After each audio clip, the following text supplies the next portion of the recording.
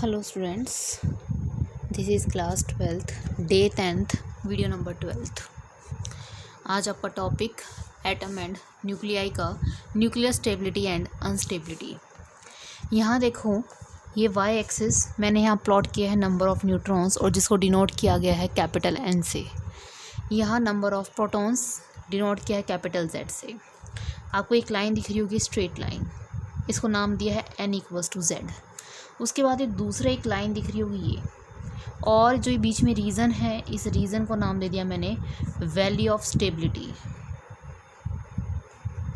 अभी पिछली जो आपने वीडियो देखी होगी उसमें पिछली वीडियो में आपने देखा था कि मैंने बताया था बाइंडिंग एनर्जी कर्व की सहायता से कि कुछ ने पीक्स ऑब्टेन की थी, किसी ने मैक्सिमम पीक ली थी, किसी ने मिनिमम पीक ली थी।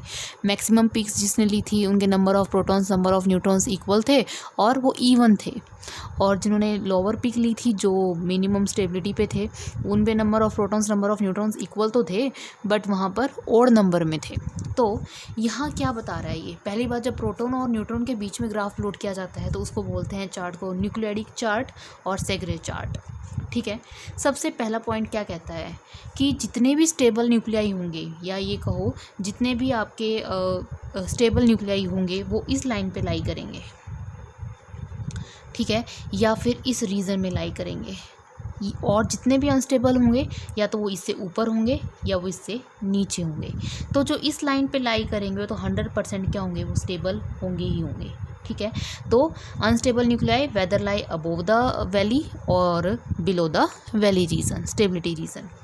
लाइटर न्यूक्लियाई जितने भी होते हैं अप टू 20, जैसे आपने एग्जांपल देखा हो, ऑक्सीजन 816, नाइट्रोजन 714, हीलियम 24 और भी कार्बन 612, ये सब क्या, इनके सब के एटॉमिक मासेस जो हैं 20 से कम है। इनके जो ये सब 20 से कम है वो देखो, इनमें number of protons number of neutrons के क्या है, इक्वल। तो अगर मैं रेशियो निकालूंगी n बाई जेड का, वो तो क्या आएगा, इक्वल्स टू 1 आएगा। तो n इक्वल्स टू क्या कह सकते हैं हम, n इक्वल्स टू जेड। तो जितने भी न्यूक्लियाई आपके एटॉमिक मासेस, जिसके एटॉमिक मासेस 20 से कम हैं, वो इस लाइन के ऊपर लाई करेंगे। ठीक है, जैसे जैसे एटॉमिक मास बढ़ता जाएगा, एटॉमिक मास के बढ़ने से आपको पता है आपके नंबर ऑफ़ प्रोटॉन्स बढ़ते जाएंगे। नंबर ऑफ़ प्रोटॉन्स बढ़ेंगे, आपको पता है यूरेनियम वाले केस में बाइंडिंग एनर्जी में क्या हुआ था, नंबर ऑफ़ प्रोटॉन्स बढ़े थे। प्रोटॉन्स के बढ़ने की वजह से क्या हो गया था, यूरेनियम लीस्ट स्टेबल हो गया था, क्योंकि ये माना गया था कि प्रोटॉन प्रोटॉन आपस में क्या करेंगे, रिपल्शन करेंगे। ठीक है, अब प्रोटॉन प्रोटॉन के रिपल्शन को ओवरकम मतलब उसकी स्टेबिलिटी को थोड़ा अचीव करने के लिए क्या माना गया कि न्यूट्रॉन्स भी साथ में बढ़ेंगे। There are excess number of neutrons, क्योंकि न्यूट्रॉन पे तो कोई चार्ज होता नहीं है, तो अगर प्रोटॉन्स बढ़ेंगे तो वहाँ पे न्यूट्रॉन्स भी बढ़ेंगे, बट न्यूट्रॉन्स कंपेरेटिवली ज़्यादा बढ़ेंगे एज़ कम्पेयर टू प्रोटॉन्स। तो इसलिए ग्राफ कहाँ हो गया, ये डेविएट हो गया। ठीक है, तो ये कह सकते हो जैसे जैसे मास नंबर बढ़ेगा, प्रोटॉन की कंपैरेटिवली संख्या से ज़्यादा नंबर ऑफ़ न्यूट्रॉन्स बढ़ जाएंगे। जो इस रीजन के ऊपर या नीचे आएंगे वो कैसे होंगे, अनस्टेबल, और जो इस लाइन के अंदर वैली रीजन में और इसके ऊपर आएंगे वो कैसे होंगे, स्टेबल होंगे। ठीक है, उसके बाद ये कहा गया कि जो आपके जिनके इवन न्यूक्लियाई होते हैं, जैसे ऑक्सीजन 816 है तो इसमें नंबर ऑफ़ प्रोटॉन 8 है, नंबर ऑफ़ न्यूट्रॉन भी कितने हैं, 8। तो ये कैसे हैं, स्टेबल न्यूक्लियाई है। ये है हीलियम 24, ये भी क्या है, स्टेबल, ये भी क्या है, स्टेबल, ये भी क्या है, स्टेबल, बट थोड़ा सा कम स्टेबल है। बट लाई कहाँ करेगा, इसी लाइन पे क्यों करेगा, क्योंकि इसमें number of proton number of neutron के क्या है, इक्वल है। ठीक है, उसके बाद आप देखो जैसे जैसे आपका एटॉमिक मास बढ़ता जाएगा आपकी स्टेबिलिटी जो है वो घटती जाएगी, है ना। तो ये देखो, जो मैक्सिमम होता है Z ग्रेटर देन 83 से ज़्यादा आपको कोई भी न्यूक्लियाई उसके बाद स्टेबल नहीं मिलेगा। 83 पे होता है आपका बिस्मथ, 83 209, ये सबसे ज़्यादा लास्ट स्टेबलेस्ट यही है। ठीक है, उसके बाद ये आपकी न्यूक्लियर स्टेबिलिटी के बारे में इतना ही था कि जब n बाई जेड यानी कि इक्वल्स टू 1, यानी कि n इक्वल्स टू जेड होगा फॉर लाइटर न्यूक्लियाई, और जैसे जैसे हम हाइयर एटॉमिक मास की तरफ बढ़ते जाएंगे तो n बाई जेड क्या होगा, ग्रेटर देन 1, तो n is greater than Z, यानी कि number of neutron is greater than number of protons. इस वजह से एक कर्व क्या हो गया, डेविएट हो गया। ठीक है, अगर आपसे कोई पूछता है वाई दिस कर्व डेविएटेड, तो आप बता सकते हो क्योंकि n बाई जेड की वैल्यू क्या हो गई, ग्रेटर देन 1। ग्रेटर देन होने की वजह से number of neutrons is greater than number of protons to overcome the proton proton repulsion, क्योंकि न्यूट्रॉन पे कोई भी रिपल्शन का प्रभाव नहीं पड़ता है, क्योंकि न्यूट्रॉन क्या है, एक न्यूट्रल स्पीसीज है। उसके बाद पढ़ते हैं radio activity. What is the radio activity? अभी रेडियो एक्टिव का मतलब क्या होता है? जो कोई भी आपका हैवीएस्ट एलिमेंट है, जैसे यूरेनियम है, यूरेनियम के आपने पढ़ी होगी बाइंडिंग एनर्जी पर न्यूक्लियन कम होती है, 7.7 mega electron volt per nucleon होती है, तो वो अपने आप टूटना स्टार्ट कर देता है। टूटना मतलब टूटना फिजिक्स में बोलते हैं डिसइंटीग्रेट करना स्टार्ट कर देता है। डिसइंटीग्रेट करता है तो करने के बाद कुछ अल्फा बीटा और गामा पार्टिकल्स निकालता है, अपने आप इनिशिएट होते हैं, मतलब उसको कुछ देने की ज़रूरत नहीं पड़ती। मीन्स आप ये कह सकते हो उसको किसी भी इनिशिएटर की आवश्यकता नहीं होती है। उसको आप बाहर से कोई आउटसाइड एजेंसी से कुछ एनर्जी दो या कुछ भी आप प्रोवाइड करो तो वो उससे नहीं होता, वो अपने आप डिसइंटीग्रेट होना स्टार्ट होता है। जो कोई भी एलिमेंट अपने आप डिसइंटीग्रेट होना स्टार्ट हो जाए टू अचीव द स्टेबिलिटी, तो वो फिनोमेना क्या कहलाता है? Radio activity. और वो सब्सटेंस क्या कहलाता है? Radio active substance. ठीक है। अब रेडियो एक्टिव सब्सटेंस की कुछ भी फिजिकल कंडीशन चेंज कर दो, जैसे टेम्परेचर, प्रेशर चेंज कर दो या कोई केमिकल कंडीशन चेंज कर दो, तो आप उन्हें ना तो आप रोक सकते हो, ना शुरू कर सकते हो, ना उन्हें ख़त्म कर सकते हो, ना एक्सेलरेट कर सकते हो। ठीक है। बाय चेंजिंग क्या कह सकते हो? By changing the weather condition like pressure और टेम्परेचर, और by changing the chemical condition you can not initiate, retard और एक्सेलरेट दीज रेडिएशंस और एलिमेंट्स। इसकी जो डिस्कवरी थी वो आपने पढ़ भी रखा होगा, हेनरी बैकरेल ने की थी। ठीक है, हेनरी बैकरेल।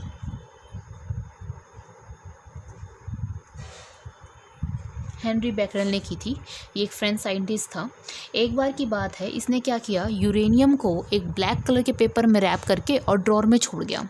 और जब उसने ड्रॉर में छोड़ा तो उसने एक फोटोग्राफिक प्लेट से उसको सेपरेट करके रखा हुआ था। जब वो थोड़ी देर बाद वापस आया, कुछ घंटे बाद, जब उसने फोटोग्राफिक प्लेट को ऑब्टेन किया तो उसने ये पाया कि उसके ऊपर कुछ इनविजिबल रेडिएशंस थे। तो उसने सोचा ये इनविजिबल रेडिएशंस ज़रूर कहाँ से आए होंगे? उस यूरेनियम से आए होंगे जिसने उसको ब्लैक कलर के पेपर में रैप किया था। तो वहाँ से बैकरेल रेडिएशंस का निर्माण हुआ, वहाँ से बैकरेल रेडिएशंस की डिस्कवरी हुई। उसके बाद पैरी क्यूरी और मैरी क्यूरी, दोनों हस्बैंड वाइफ थे, उन्होंने इसको कंटिन्यू किया और वहाँ से बहुत सारे रेडियो एक्टिव सब्सटेंस निकल के आए। एक तो यूरेनियम था ही, उसके बाद वहाँ से आया रेडियम, थोरियम, एक्टीनियम, ये सारे जितने भी आपके सब्सटेंस निकल के आए, ये कैसे सब्सटेंस है? ये सारे रेडियो एक्टिव सब्सटेंस है। ठीक है। तो रेडियो एक्टिव सब्सटेंस क्या होता है? रेडियो एक्टिविटी क्या होती है? रेडियो एक्टिव वो फिनोमेना होता है जिसमें एलिमेंट्स अपने आप, कोई भी एलिमेंट, कोई भी सब्सटेंस, कोई भी न्यूक्लियर अपने आप टूटना स्टार्ट कर देता है, डिसइंटीग्रेट होना स्टार्ट कर देता है, जिसमें अल्फा बीटा और गामा पार्टिकल्स निकलते हैं। वो फिनोमेना क्या कहलाता है? Radio activity. और ये जो एग्जाम्पल है क्या है? Radio active substances. क्लियर है यहाँ तक? उसके बाद अब इनको फिर नोबेल प्राइज़ मिला था, किस किस को?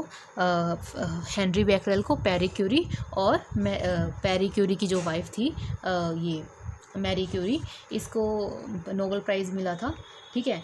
उसके बाद कुछ इसके इलेक्ट्रिकल नेचर देखा गया। What is the electrical nature of radio active radiations? इनका नेचर कैसा था? फिर इसका इलेक्ट्रिकल रेडिएशंस, रेडियोएक्टिव सब्सटेंस को इलेक्ट्रिकल रेडिएशन, इसका नेचर पता किया गया। ये जो है ये लेड का ब्लॉक है, ये एक रेडियो एक्टिव सब्सटेंस है, रेडियम, जिसकी डिस्कवरी आपने पैरी क्यूरी और मैरी क्यूरी ने की थी। उसके बाद इलेक्ट्रिक फील्ड अप्लाई किया गया पॉजिटिव टू नेगेटिव, इस डायरेक्शन में। मैंने कहा कि रेडियो एक्टिविटी वो फिनोमेना होता है जिसमें पार्टिकल्स निकलते हैं, अल्फा बीटा और गामा पार्टिकल्स निकलते हैं। तो कुछ पार्टिकल्स इस तरह गए, कुछ बिल्कुल सीधे चले गए और कुछ इस साइड गए। ठीक है। अब जो इस साइड गए, किसकी तरफ गए हैं? पॉजिटिव की तरफ। तो एक चीज़ पता लगती है, like charges always repel, unlike charges always attract. इसका मतलब जो पॉजिटिव की तरफ गए हैं वो ऑब्वियसली कैसे होंगे? नेगेटिवली चार्ज होंगे। ठीक है। और बाद में निकल के आया था दीज आर बीटा रेज। और जो नेगेटिव की तरफ गए हैं ऑब्वियसली वो कैसे होंगे? कैसे होंगे? Positively charge. ठीक है। और ये कैसे निकल के आए थे? ये क्या है? Alpha rays. और आप कह सकते हो पॉजिटिवली चार्ज। और कुछ बिल्कुल सीधे निकल गए, जिनके ऊपर इलेक्ट्रिक फील्ड का कोई भी असर नहीं हुआ। ठीक है। जिनके ऊपर इलेक्ट्रिकल रेडिएशंस का, चार्ज का कोई भी प्रभाव नहीं पड़ता, that are called gamma rays. तो रेडियो एक्टिव सब्सटेंस फिनोमेना वो फिनोमेना होता है जिसमें कोई भी एलिमेंट अपने आप, देखो अपने आप टूट रहा है, लेडगे ब्लॉक में रखा था अपने आप टूट रहा है, किस में टूट रहा है, अल्फा में, बीटा में और गामा में। अल्फा नेगेटिव साइड जा रहे हैं, बीटा पॉजिटिव साइड और गामा बिल्कुल सीधे निकल रहे हैं, तो वो फिनोमेना क्या कहलाता है, रेडियो एक्टिविटी फिनोमेना कहलाता है। अब हम एक काम करते हैं, अल्फा, बीटा और गामा की प्रॉपर्टीज डिस्कस कर लेते हैं। What is alpha rays, what is beta and what is gamma and what are their properties. Okay students, see properties of alpha, beta and gamma rays. Alpha, आपको पता है alpha किसकी तरफ गए थे, नेगेटिव की तरफ गए थे, तो ये कैसे हैं, पॉजिटिवली चार्ज पार्टिकल होते हैं। हमेशा याद रखना, जो भी आपका अल्फा पार्टिकल होता है, कहीं भी कहे कि अल्फा पार्टिकल निकल रहा है तो समझ लेना हीलियम-2 का न्यूक्लियाई निकल रहा है। और हीलियम-2 के न्यूक्लियाई के अंदर इसका एटॉमिक नंबर कितना है, 2, और एटॉमिक मास कितना है, 4। तो ये देखो 4 times stronger then hydrogen atom. ठीक है, तो ये आप ये कह सकते हो कि ये क्या है, एक हीलियम, अल्फा पार्टिकल हमेशा क्या होता है, हीलियम-2 न्यूक्लियाई होता है ना।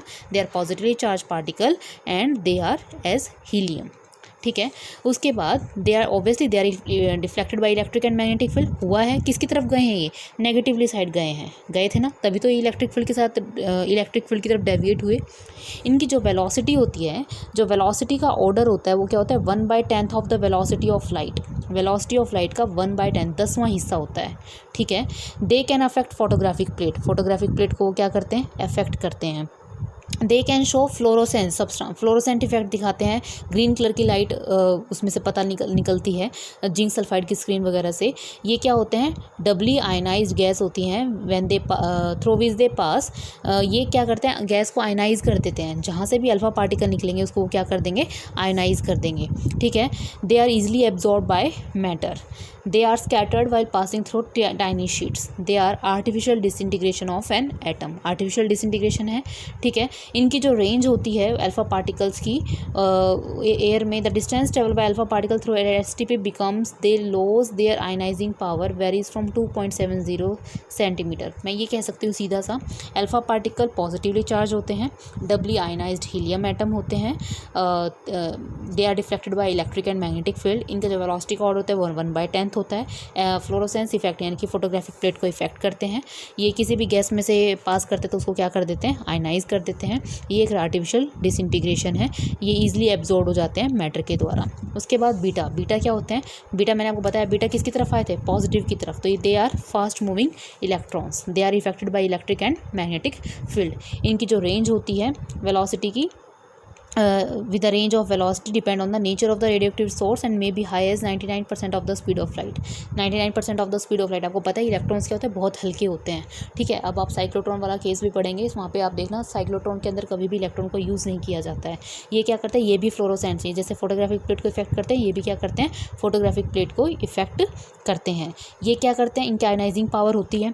ठीक है, और इनकी भी आयनाइजिंग पावर होती है, बट इसकी आयनाइजिंग पावर ज़्यादा होती है, इसकी आयनाइजिंग पावर क्या होती है, कम होती है। इनकी पेनिट्रेटिंग पावर क्या होती है, कम, और इनकी पेनिट्रेटिंग पावर क्या होती है, ज़्यादा होती है।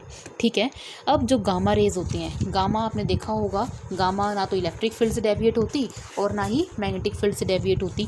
ठीक है, और ये क्या होते हैं, ये भी इलेक्ट्रोमैग्नेटिक वेव होती है, not affected by electric and magnetic field. ये इसकी मेन बात है, दे travel with the speed of light, ये स्पीड ऑफ लाइट से ट्रैवल करती हैं।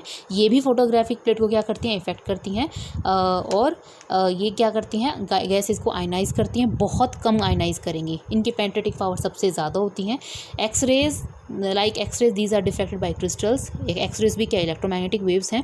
ठीक है, ये पेयर प्रोडक्शन को क्या करती हैं, शो करती है। पेयर प्रोडक्शन के बारे में आपने पढ़ा होगा, जब भी कोई गामा रे फोटोन पास करता है न्यूक्लियस से तो वो क्या करते हैं, उसको ट्रांसफॉर्म कर देता है एलिमेंट्री पार्टिकल और एंटी पार्टिकल में। जैसे गामा फोटोन है तो गामा फोटोन निकला तो एक इलेक्ट्रॉन भी निकलेगा, एक पॉजिट्रॉन भी। ये क्या है, इलेक्ट्रॉन, ये एक पेयर बन गया है ना, इलेक्ट्रॉन पेयर प्रोडक्शन, इसे पेयर प्रोडक्शन कहते हैं। तो जब भी फोटोन पास करता है तो एक क्या निकलता है, एक पेयर निकलता है। तो मैं ये कह सकती हूँ अल्फ़ा, बीटा और गामा में से, अल्फ़ा, बीटा और गामा के अंदर से अल्फ़ा, बीटा और गामा सबसे ज़्यादा आयनाइजिंग पावर इसकी होती है, उसके बाद इसकी कम और सबसे ज़्यादा कम इसकी। ये पेनिट्रेटिंग पावर इसकी कम, उससे ज़्यादा इसकी और सबसे ज़्यादा पावर इसकी। ये इलेक्ट्रिक फील्ड और मैग्नेटिक फील्ड को ये प्रभावित होता है, डिफ्लेक्ट होता है, ये होता है, पर ये नहीं होता। ये पॉजिटिवली चार्ज, ये नेगेटिव चार्ज और ये न्यूट्रल। इनकी velocity 1/10 of the velocity of the light होती है, 99% of the velocity of light होती है। They are with the moving with the speed of light, ठीक है। और इसके साथ हमारा जो ये टॉपिक अल्फा बीटा और गामा रेस का यहाँ कंप्लीट होता है।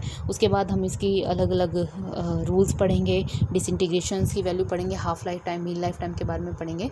तब तक stay home, stay safe. Thank you.